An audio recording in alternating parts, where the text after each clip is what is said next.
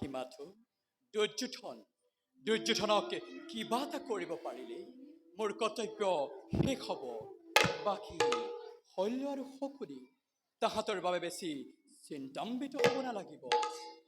দাদা তীৰ্থৰ পৰা ঘূৰি অহাৰ আগতে দুৰ্যোধনক কিবা এটা কৰিব নোৱাৰিলে পিছত কৰাটো টান হৈ যাব। নহয়, শকুনিকো লগে লগে আঁতৰাব লাগিব, নহ'লে হয়তো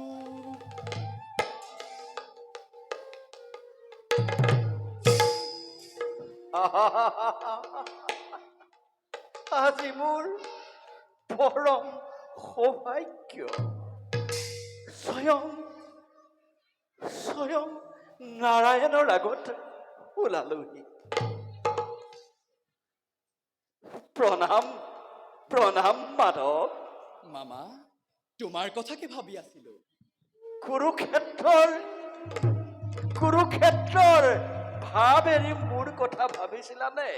নে কুৰুক্ষেত্ৰৰ মাজতেই মোৰ কথা ভাবিছিলা মাধৱ? মাজতে মামা। তেন্তে আমাৰো চাউল উকলিল মাধৱ। কিয় মামা? অতদিনে ডাঙৰ গ্ৰহ নক্ষত্ৰবিলাকক গণনা কৰি আছিলা, তেতিয়া আমিবোৰ চকুত পৰা নাছিলো মাধৱ।